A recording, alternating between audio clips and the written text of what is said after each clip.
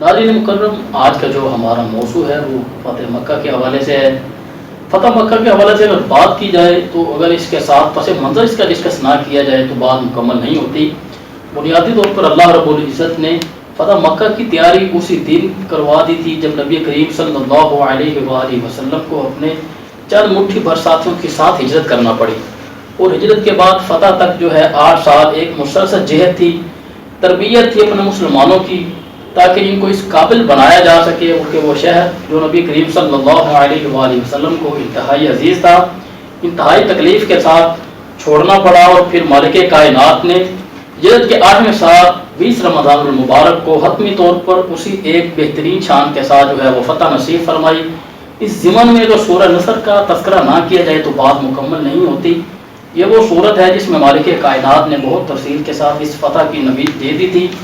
اگر میں ترجمہ اور مفہوم پر بات کروں تو مالک کائنات فرماتے ہیں، جب اللہ کی مدد سے فتح ہوئی اور لوگوں کو تم نے دیکھو کہ دین میں جوق در جوڑ داخل ہوتے ہیں، فتح آئی اور نصرت آئی مالک کائنات کی، اور جوق در جوق وہی لوگ جو ماضی میں دین اسلام کو دھتکارا کرتے تھے وہ دین اسلام کے دائرے میں داخل ہو رہے ہیں، تو پھر کیا کرتے ہیں کہ مالک کائنات کی حمد و ثنا بیان کرتے ہیں، اور تمام جو معاملات میں اور آخرت میں بخشش کا مانگنے کا بھی وہ بھی حکم دیا گیا ہے۔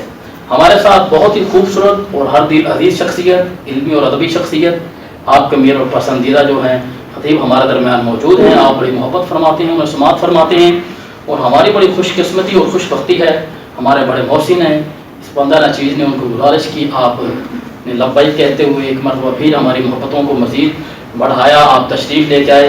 حضرت علامہ مولانا محمد یار کوہی صاحب تشریف فرما ہیں، میں ان کا تہ دل سے شکریہ ادا کرتا ہوں کہ آپ تشریف لائے۔ السلام علیکم۔ وعلیکم السلام ورحمۃ اللہ وبرکاتہ۔ علامہ صاحب آپ کیسے ہیں؟ خیریت سے؟ خیریت، اللہ کا شکر ہے۔ ناظرین مکرم، آج کا جو ہمارا موضوع ہے فتح مکہ کے حوالے سے ہم ان سے رہنمائی حاصل کرتے ہیں، تو علامہ صاحب سے میں سوال یہ کرنا چاہوں گا کہ مکہ مکرمہ کب فتح ہوا اور اس کے اسباب کیا تھے؟ یہ ہمارے دیکھنے اور سننے والے ناظرین جو ہیں ان پر آپ روشنی فرمائیے۔ بسم اللہ الرحمن الرحیم۔ سب سے پہلے تو میں کوکب ٹی وی کی تمام انتظامیہ اور آپ کا خصوصاً تہہ دل سے مشکور ہوں کہ آپ نے موقع دیا اور ایک بڑے وقی اور مغز خوبصورت موضوع پر اظہار خیال کرنے کا موقع فراہم کیا۔ فتح مکہ یہ ایک بہت بڑا واقعہ ہے۔ 8 ہجری کو یہ واقعہ ہوا۔ سرکار دو عالم صلی اللہ علیہ وآلہ وسلم کی نبوت اور رسالت میں یہ ایک اہم فریضہ تھا کہ مکہ کو فتح کیا جائے۔ مکہ فتح کیے بغیر دین اسلام کا پھیلاؤ، اس میں وسعت اور افرادی قوت میں اضافہ ممکن نہیں تھا۔ اللہ رب العزت نے بھی قرآن مجید میں ارشاد فرمایا کہ پہلا گھر اس کائنات میں جو عبادت کے لیے بنایا گیا ہے وہ مکہ میں ہے، اور وہ بیت اللہ ہے، خانہ کعبہ ہے۔ لہذا کفار مکہ، مشرکین مکہ اور پھر 360 بت کعبۃ اللہ کے اندر پڑے، تو کعبۃ اللہ کو بتوں سے پاک کرنا یہ ضروری تھا۔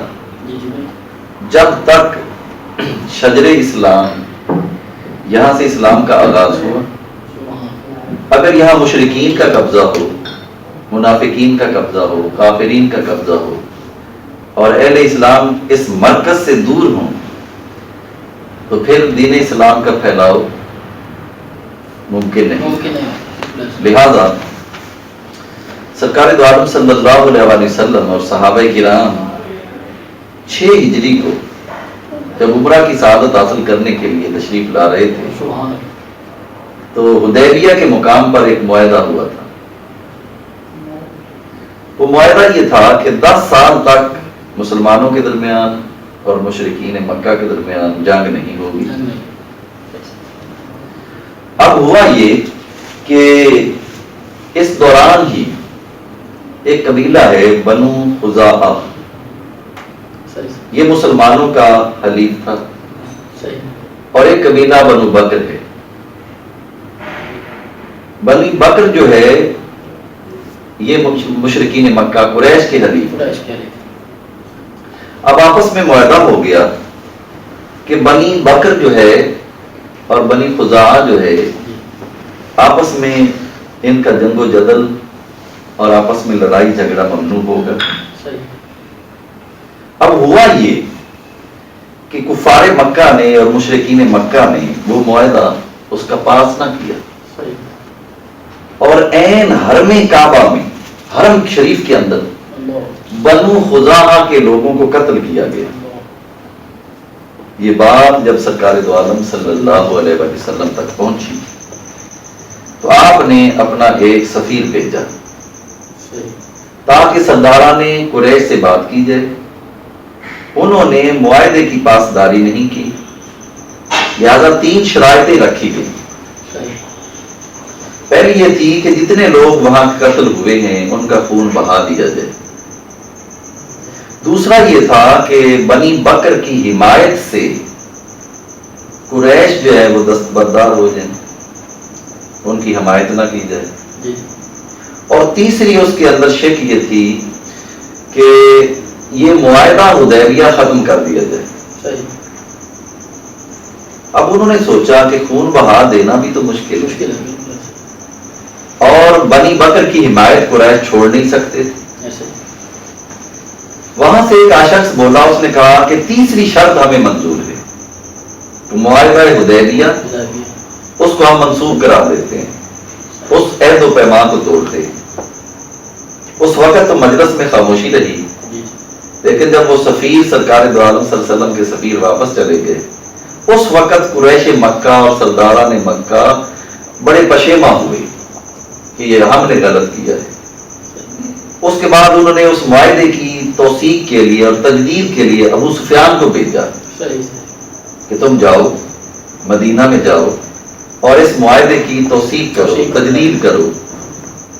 جب وہ وہاں آئے تو چونکہ ایک مرتبہ وہ معاہدہ توڑ چکے تھے تو کسی طرح بھی انہیں کوئی پازیٹیو وہاں سے جواب نہ ملا، اور پھر خود ہی اعلان کر کے آ گیا ابو سفیان کہ وہ معاہدہ جو ہے وہ برقرار ہے، لہذا اس طرح وہ معاہدے برقرار نہیں رہتے۔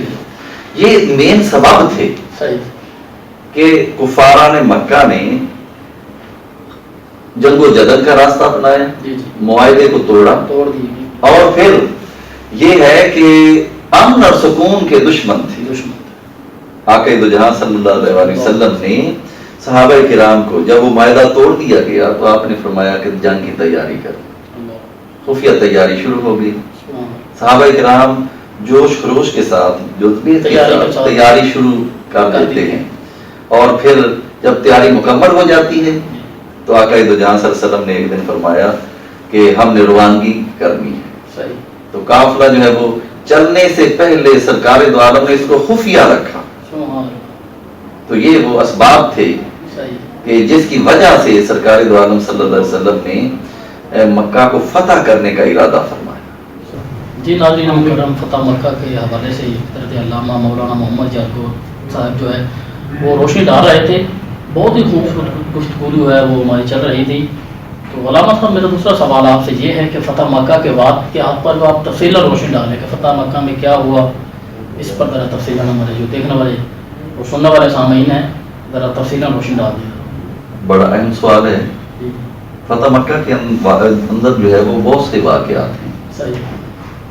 آقا دو جہاں صلی اللہ علیہ وسلم جب قافلہ مدینہ سے چلا تو قرب و جوار کے جو معاہد قبائل تھے جن کے ساتھ مسلمانوں کو معاہدہ ہو چکا تھا وہ بھی ساتھ شامل ہوتے چلے گئے۔ جب آقا دو جہاں صلی اللہ علیہ وسلم مکہ کے قریب پہنچے تقریباً 10,000 کا لشکر بن چکا تھا مکہ المکرمہ کے قریب۔ رات کے وقت پڑاؤ کیا اور سارے مکہ کے اطراف میں صحابہ پھیل گئے اور فرمایا آگ روشن کر دیجئے۔ اتنی آگ روشن کی گئی کہ ہر طرف روشنی روشنی ہو گئی۔ مکہ کے لوگ یہ دیکھ کر منظر حیران رہ گئے کہ اس طرح بھی حملہ ہم پہ ہو سکتا ہے اور اتنی کثیر تعداد میں لوگ آ سکتے ہیں ہم پر۔ جب وہ اتنی کثیر تعداد میں لوگوں کو دیکھ کر اور آگ کے الاؤ کو دیکھ کر اور روشنی کو دیکھ کر انتہائی پریشان ہوئے، انہوں نے ابو سفیان کو اور چند اور لوگوں کو بھیجا کہ جاؤ صورتحال کا جائزہ لو کہ کیا ہے، یہ کون لوگ ہیں۔ تو اس وقت ابو سفیان جب جاتے ہیں تو سیدنا عباس رضی اللہ تعالیٰ سرکار دو عالم صلی اللہ علیہ وسلم کے چچا، انہوں نے دیکھ لیا اور اپنی میت میں لے لیا۔ سیدنا فاروق اعظم کو پتہ چل گیا، چند صحابہ کو پتہ چل گیا، انہوں نے تلواریں نکال لی اور آقا دو جہاں صلی اللہ علیہ وسلم تک بات پہنچ گئی تو کہنے لگے یا رسول اللہ اب بدلہ لینے کا وقت ہے۔ یہ ابو سفیان ہی ہے جس کی وجہ سے اتنی زیادہ جنگیں ہوئی، مسلمانوں کا جانی نقصان ہوا، یہ مسلمانوں کا ازلی دشمن ہے اور بہت سا مسلمانوں کا ان کی وجہ سے نقصان ہوا ہے، تو آپ اجازت دے دیں ہم بدلہ لیتے ہیں۔ سرکار دو عالم سے فرمایا نہیں، میرے چچا عباس ان کو پناہ دے چکے ہیں، اپنی میت میں لے چکے ہیں، لہذا ایسا ہم نہیں کر سکتے۔ سرکار دو عالم صلی اللہ علیہ وسلم کا عفو دیکھیں، درگزر کرنا دیکھیں، پیار دیکھیں، محبت دیکھیں، ساری زندگی جو شخص دشمنی کرتا رہا اس کو بھی معاف کر دیا۔ اب کیا تھا، سیدنا عباس رضی اللہ تعالیٰ عنہ نے ابو سفیان کو سمجھایا کہ تم حضرت ابو سفیان بن جاؤ اور کفر سے نکل کر دین اسلام میں آ جاؤ۔ آج دیکھ لو کہ ہر طرف سرکار دو عالم صلی اللہ علیہ وسلم کی عظمت کے ڈنکے بج رہے ہیں اور اتنی کثیر تعداد میں لشکر اسلام کو دیکھو، اسلام کی عظمت کو دیکھو، توحید کے پرچم کو دیکھو کس طرح سر بلند ہو رہا ہے۔ تو ابو سفیان سیدنا عباس رضی اللہ تعالیٰ عنہ کی تبلیغ پر دائرہ اسلام میں داخل ہو۔ تو آقا دو جہاں صلی اللہ علیہ وسلم نے امتیاز دیا ہے کہ جو جاہلیت میں سردار تھے، فرمایا اسلام میں بھی وہ سرداری ان کے پاس۔ فرمایا ابو سفیان کو جب قافلہ آگے بڑھنے لگا تو ایک بڑے ٹیلے پہ اس کو ٹھہرایا گیا، دیکھو اسلام کی عظمت کو دیکھو، لشکر اسلام کو دیکھو اور اسلام کی عظمت کو دیکھو کہ کتنا لشکر جرار جو ہے وہ یہاں مکہ میں آ گیا ہے اور اسلام کی عظمت اس سے عیاں ہو رہی ہے۔ تو قبلہ اس وقت ابو سفیان جو ہے وہ چونکہ مسلمان ہو چکے تھے، سرکار دو عالم صلی اللہ علیہ وسلم نے فرمایا کہ ابو سفیان کو اعزاز دیا جائے۔ اعزاز یہ دیا، فرمایا جو تلوار نہیں اٹھائے گا ہم اس سے جنگ نہیں کریں گے، اور فرمایا جو سینے کعبہ میں آ جائے گا اس سے بھی جنگ نہیں ہوگی، اور فرمایا جو ابو سفیان کے گھر میں داخل ہو جائے گا وہاں پناہ گزین ہو جائے گا اس سے بھی جنگ نہیں ہوگی۔ اور میرے آقا نے فرمایا عورتوں کو قتل نہیں کیا جائے گا، بچوں کو قتل نہیں کیا جائے گا، راہگیروں کو قتل نہیں کیا جائے گا، مسافروں کو قتل نہیں کیا جائے گا، ضعیفوں کو، علماء کو قتل نہیں کیا جائے گا۔ تو اسلام دین فطرت ہے، یہ محبت کا دین ہے، پیار کا دین ہے، اتفاق و اتحاد کا دین ہے۔ یہی وجہ ہے کہ چار جگہوں پر کچھ اوباش لوگوں نے حملے کیے تو صحابہ کرام نے بطور دفاع ان سے جنگ کی، اور اس پورے واقعہ میں اور مکہ کے فتح ہونے میں اتنا عظیم بڑا شہر ہے قدیم، 2 مسلمان صرف شہید ہوئے اور 13 کافر مارے گئے۔ یہ اس کے وہ واقعات تھے جس کی وجہ سے مکہ جو ہے وہ فتح ہو چکا ہے اور فاتحانہ شان سے آقا دو جہاں داخل ہو چکے ہیں۔ اور آقا دو جہاں کی عاجزی دیکھیں کیا ہے کہ آپ جس اونٹنی پہ سوار ہیں، ارے آپ کی جو ہے وہ پیشانی مبارک اتنی جھکی ہوئی ہے کہ اونٹنی کے کوہان سے ٹکرا رہے ہیں۔ جب بڑے بڑے سلاطین آتے ہیں فاتحانہ شان سے تو وہ کھوپڑیوں کے مینار بناتے ہیں اور پشتوں پہ پشتے لگاتے ہیں، قتل و غارت گری کا بازار گرم کرتے ہیں۔ امام الانبیاء صلی اللہ علیہ وسلم جب فاتحانہ شان سے مکہ میں آ رہے ہیں تو کوئی قتل و غارت نہیں، امن ہے، سکون ہے اور محبت اور پیار کا اور عفو و درگزر کا مظاہرہ کیا جا رہا ہے۔ جی ناظرین مکرم، ہمارے پروگرام کا جو وقت ہے اختتام پذیر ہوا چاہتا ہے، اور آج کا جو ہمارا ٹاپک تھا فتح مکہ کے حوالے سے علامہ محمد یار غور صاحب جو ہے اس موضوع پر تفصیلیں جو ہے گفتگو فرما رہے تھے۔ آج کے موضوع میں جو کچھ بیان ہوا اللہ رب العزت جو ہے اس کو اپنی پاک عرف اور بلند بارگاہ میں قبول فرمائے. اس میں ہم سے جو کوئی غلطی کمی کوتاہی ہوگی وہ تو اپنے پیارے حبیب صلی اللہ علیہ وآلہ وسلم کے صدقے سے اس کو معاف کر ہمارے لیے سے ذریعہ نجات بنائے.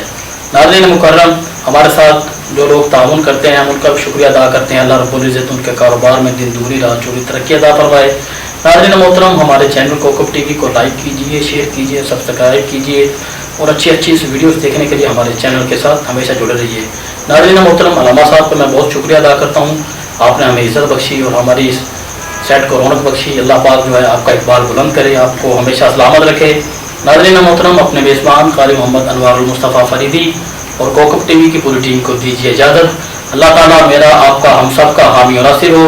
السلام علیکم ورحمۃ اللہ وبرکاتہ.